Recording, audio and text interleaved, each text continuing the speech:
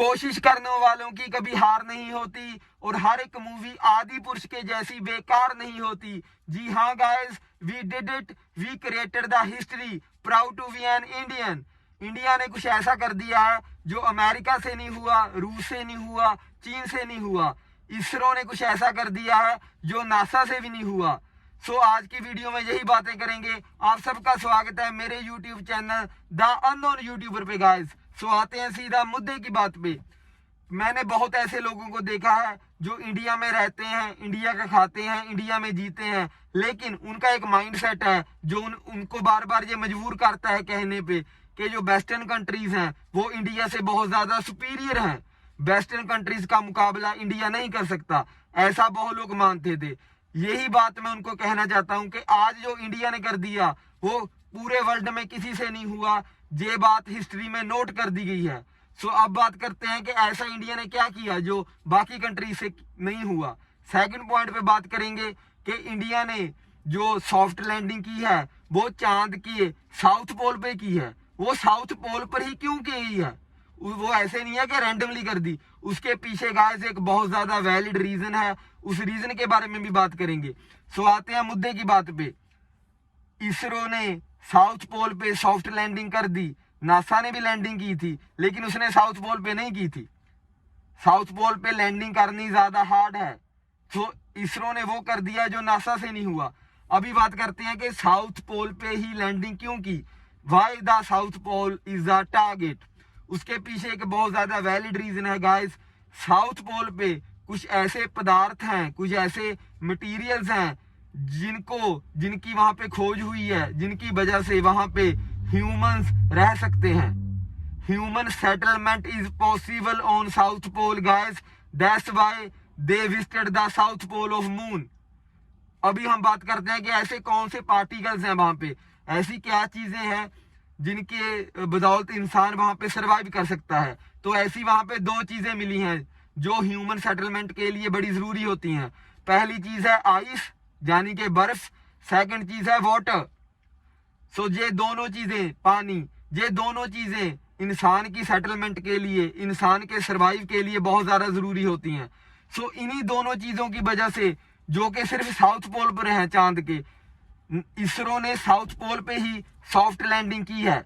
Means in future ये हो सकता है गाइस कि चांद के साउथ पोल पे भी अपना कोई बंगला हो, अपने घर हो, अपने अपार्टमेंट्स, अपने फ्लैट्स काटे हुए हों गाइस। ये एलन मस्क ने क्या ठेका लिया हुआ है कि यही सब कुछ करेगा? हम कुछ नहीं कर सकते, हम बेवकूफ हैं गाइस। एक बात बता देना चाहता हूं, जो ये माइंडसेट लेके घूमते हैं कि इंडिया सुपीरियर नहीं है, इंडिया बहुत ज्यादा पिछड़ा हुआ है। मैंने बहुत ज्यादा वेस्टर्न कंट्रीज में ट्रैवल किया है, मैंने इन वेस्टर्न कंट्रीज में, और मेरे कुछ पर्सनल एक्सपीरियंस हैं वो मैं बताना चाहता हूँ आप लोगों को। क्योंकि बहुत ज्यादा लोगों की मेंटालिटी ऐसी है, उन्हें लगता है कि गोरे हैं ये बहुत ज्यादा सुपीरियर हैं, ये सुप्रीम हैं, गोरे बड़े ईमानदार हैं, हमारे लोग ही खराब हैं, हमारा देश तरक्की नहीं कर सकता, गोरों के देश में ये है वो है। सो बहुत ज्यादा बातें हैं। सो मैं पहले अपना एक पर्सनल एक्सपीरियंस शेयर करूंगा। यहाँ पे चंद्रयान की बात पे आते हैं, ज्यादा टाइम नहीं लूंगा, बात बहुत ज्यादा सोचने वाली है, समझने वाली है। मैं दोस्तों इंग्लैंड में था, वहां पे मेरे को एक दांत में प्रॉब्लम आई। मेरे दांत थे जो फ्रंट वाले, इनमें कुछ पेन हुआ। मैं गया डॉक्टर के पास, जो डेंटिस्ट होता है गोरे के पास। मैं चाहता था कि मैं इनमें फिलिंग करा लूं, इनको भरा लूं दांतों को, फिर मेरे दांत सही हो जाएंगे। तो मैंने उसे कहा कि मैं फिलिंग कराना चाहता हूं। तो जो डेंटिस्ट था गोरा इंग्लैंड का, वो बोला कि हम एक्सरेज लेंगे फिर बताएंगे कि फिलिंग हो सकती है या नहीं। तो उसने एक्सरेज ली मेरे दांतों की सारी, और एट दी एंड बोला कि इंग्लिश में बोला, आपको ट्रांसलेट करके बताता हूँ कि सॉरी भाई, हम फीलिंग नहीं कर सकते, इसका टूथ कैनाल होगा। ये टूथ कैनाल क्या होता है, जिनको दांतों का इशू है उनको पता होगा। तो मैंने बोला कि यार भर दे दांत, सिंपल प्रोसेस है। तो वो बोला हम भर नहीं सकते, दांतों में डैमेज बहुत ज्यादा हो गया है, तो हमें टूथ कैनाल ही करना पड़ेगा। मींस दांतों को अंदर से सारी जड़ निकाल के उनकी अंदर से उन्हें क्लीन करना पड़ेगा, और तुम्हें हम 2 नकली दांत देंगे, उसे कैप बोल देते हैं, कि तुम्हारे असली दांत हम ले लेंगे, तुम्हें वो नकली दांत यूज करने होंगे असली दांतों के ऊपर एक कवर की तरह। तो मैं बड़ा डर गया। $5-6 हज़ार का उसने बिल बना दिया। तो मैंने बोला कि ठीक है भाई, अगर मैं ये प्रोसेस करवाना होगा तो मैं तुम्हें कॉल करूंगा, मैं अपॉइंटमेंट बुक करूंगा, अभी मैं जहां से जाना चाहता हूँ। तो मैं वहां से चला गया। उसके बाद मैंने सोचा कि एक और डेंटिस्ट को जरूर चेकअप कराऊं, तो मैंने एक और डेंटिस्ट को चेक कराया। उसने मुझको पता क्या बोला, उसने बोला कि तेरे दांत बिल्कुल सही हैं, एक्सरेज बिल्कुल गुड है, कोई प्रॉब्लम नहीं है। उसने गाइस $250 में मेरे दांतों की फिलिंग कर दी और मेरे दांत उसके बाद कभी दर्द नहीं हुआ दांतों में।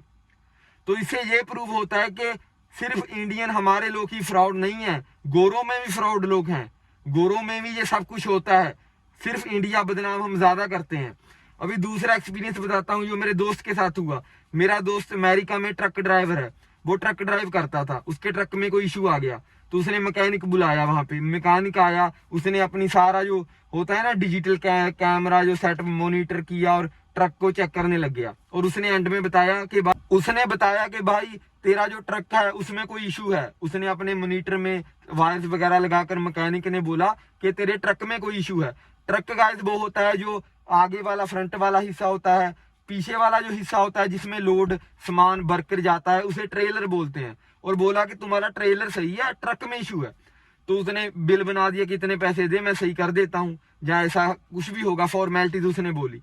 तो मेरे फ्रेंड के दिमाग में एक आइडिया आया कि क्यों ना मैं एक बार जो ट्रक है उसे ट्रेलर से अनहुक करके देखूं कि जो मेरा ट्रक है वो चलता है या नहीं। उसे ट्रैक्टर भी बोल देते हैं जो फ्रंट वाला हिस्सा होता है। तो उसने ट्रेलर से उसे अनहुक किया और जब ब्रेक एक्सेलेरेट किया तो हमारा ट्रक चल पड़ा। तो जब वो चला तो मैकेनिक पता क्या बोला, जो मैकेनिक था वो बोला कि ओ इट्स माई फॉल्ट, कि मुझे लगा इसमें इशू है लेकिन ये तो चल रहा है। तो बोला कि नहीं भाई अभी इशू है ना जो वो ट्रेलर में है, जो वो पीछे वाले हिस्से में, फ्रंट वाला सही है। मीन्स मैं ये कहना चाहता हूँ कि गाइस वो भी पूरे परफेक्ट नहीं है। मेरे कहने का मतलब ये है, मैं ये एग्जांपल इसलिए दे रहा हूँ कि एक डेंटिस्ट ज्यादा पैसे लेने की वजह से एक गलत एक्सरे बताता है कि ज्यादा वो पैसे बांटे, मिसगाइड करता है अपने पेशेंट को। एक मैकेनिक मिसगाइड करता है अपने कस्टमर को। सो ये सब उन देशों में भी होता है।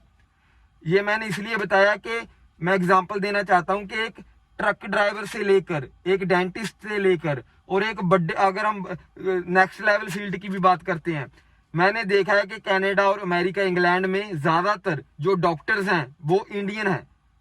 वो साउथ इंडियन होंगे, अपने दिल्ली वाले होंगे, बॉम्बे वाले होंगे। गोरे बहुत कम डॉक्टर हैं, गोरे ज्यादातर कंपाउंडर्स हैं। जो गोरी लड़कियां हैं वो नर्सिस हैं, लेकिन डॉक्टर ज्यादातर इंडियन हैं क्योंकि हमारे बंदों के पास ब्रेन है, ब्रेन की कमी नहीं है, हार्ड वर्किंग है हमारे लोग, मेहनती हैं हमारे लोग। तो अभी बात ये आती है कि अगर इंडिया में आपका कोई प्रॉब्लम है, कोई गाड़ी में इशू है, कोई बाइक में इशू है, कोई घर में इशू है, अरे आप बाइक ले जाकर मैकेनिक को घर पे लेके आ सकते हो और सारा काम सॉल्व हो जाएगा। और यहाँ बाहरले देशों में अपॉइंटमेंट्स लो, मैकेनिक कभी घर नहीं जाता, व्हीकल्स को टो करा कर शॉप पे ले जाना पड़ता है, वो भी अगर अपॉइंटमेंट हो तो।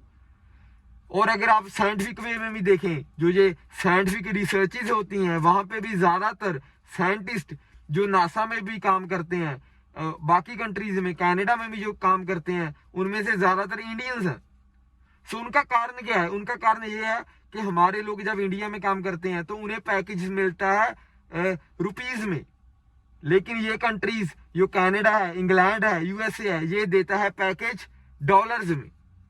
सो वो ज्यादा पैसे अर्न करते हैं अगर वो यूएस में जाकर वो साइंटिफिक रिसर्च का काम करते हैं। इसीलिए हमारे बड़े बंदे वहां पे काम करते हैं और हमारे बंदों का दिमाग यूज करके उन्होंने अपने देश को आगे बढ़ा लिया है। होता क्या है, पहले लोग इंडिया से जाते हैं यूरोप, यूरोप के बाद इंग्लैंड में ज्यादा पैकेज मिलता है तो इंग्लैंड जाते हैं, इंग्लैंड से फिर कनाडा में पैकेज ज्यादा मिलता है, सो कनाडा के बाद यूएसए में जाते हैं, यहाँ उन्हें $1 के इंडिया के 80 रुपीज बनते हैं। सो लाखों में उन्हें पैकेज मिलता है डॉलर्स में। इसी वजह से हमारे लोग आगे आगे जाते हैं, सब पैसे का खेल है।